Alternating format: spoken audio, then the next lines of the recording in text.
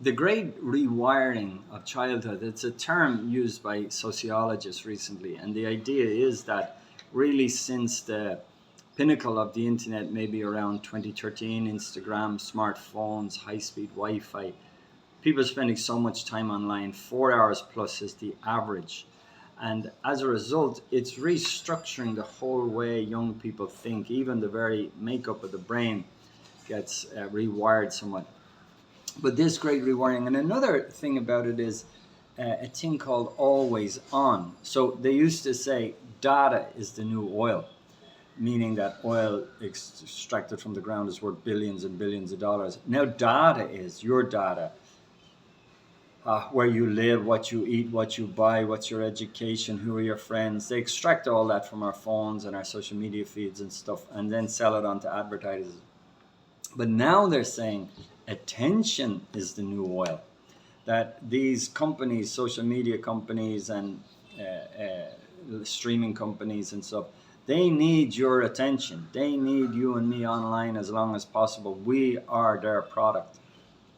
And so this idea, firstly, these major companies, like we just said, Instagram, YouTube, etc., they need us online. And so we're constantly being online. The other thing is work goes online. We carry it home on our laptops. We carry it home on our phones. The boss sends a message, hey, I'm sorry, wouldn't mind having a quick look at this thing. There's now a law in Australia that if your boss sends you something after 6 p.m. or on the weekend, you can just say no. And if he pushes you on it, you can take him to court. And so first you have these major companies doing it, extracting our attention, then our boss, and then our friends and acquaintances online, non-stop, right up until midnight. I think they say 80% of people have the mobile phone with them in bed. And so it's last thing at night, first thing in the morning. So they're always on. There's no downtime. There's no time when the soul stops and the soul just sort of um, uh, can just rest and absorb. So this is one of the kind of challenges that has happened young people, but it's kind of most people. Another area is that time, as we said, like it's 4 hours a day is the average on online, and where do you get those 4 hours from? Nobody gave us a 28-hour day. We got a 24-hour day. We got to take it from somewhere else. Where is it coming from? It's coming from our real face-to-face interactions with family and friends. It's coming, that is being pushed more online. It's coming from sleep. It's coming from homework. It's coming from study. It's coming from doing those extracurricular things that used to help us advance. So there is an opportunity cost loss in that. There's an interesting thing one of the sociologists says, and this is an old thing, like 1980, 97, French sociologists, and they said that when a society loses its norms or its standards, that a community loses its norms and standards, people get a sense of meaninglessness and a sense of hopelessness. And so they are constantly trying to get those back. You like my plane? Like those airplanes? Like one of these days we get the fly soon. So there's constantly these norms and let me read it. It'll be better if I read it.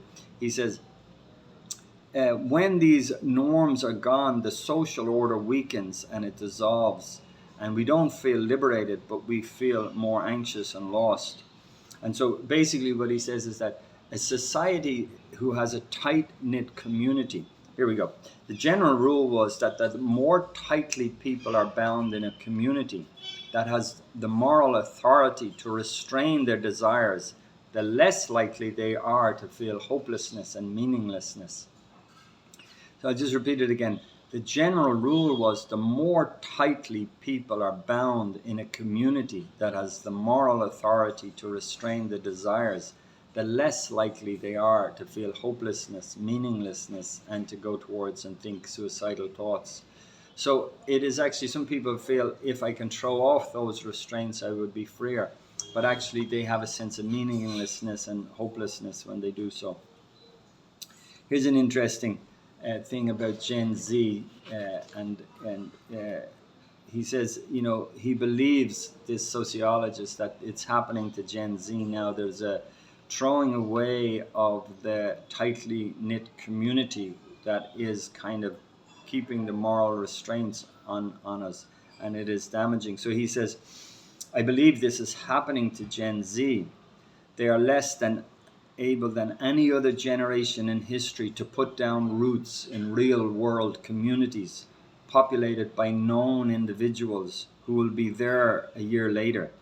Communities are the social environments in which humans and human childhood evolved. In contrast, children growing up after the great rewiring, that is Instagram time, through multiple networks, which is a mix of known and unknown people. Some use aliases and avatars, many of whom will vanish by next year, perhaps by tomorrow. Life in these networks is often a daily tornado of memes, fads, ephemeral microdramas played out among a rotating cast of millions of bit players that have no roots to anchor them or nourish them. They've no clear set of norms and standards to constrain them and guide them in the path to adulthood. So the online community cannot replace the real community that puts norms and standards on people and to control the desires. And as a result, it doesn't bring a greater freedom, but it brings a greater sense of anxiety, hopelessness, and meaninglessness in it. Maybe I can just make one or two more points, and we'll finish this. I can read this because it's like human children and human bodies need to be rooted in human communities. Children must grow up on Earth before they can grow up on Mars. Like moving into the virtual world, out of the real world, and there's a colossal amount of our time and activities that are shifting there. And drifting through the multiple disembodied networks, human children and human bodies are missing the human communities that they need. I'd like to say a little more. I think we've kind of run out of time on it, but maybe I'll just finish with this: is that there is an increase in the quantity of friends and acquaintances, but a great decrease in the quality and the time it takes to service those online friends. Commenting, posting, checking is taken away from the time with real friends. So there's a great increase in loneliness, even though there's there's an increase in loneliness, even though there is a greater number of online friends. And what's missing is the time spent in real life, face to face, with 1, 2, 3 close friends. And that is a great loss. So we thank God for what can we thank God for in this crazy virtual world? Thank God for the incarnation. God came a man and he dwelt among us, and that's the life of the church, that we gather together all the more, and especially now as we have a new set of challenges. Persecution was one thing in those days. Now we have virtualization, whatever you want to call that. Okay, have a good day. God bless.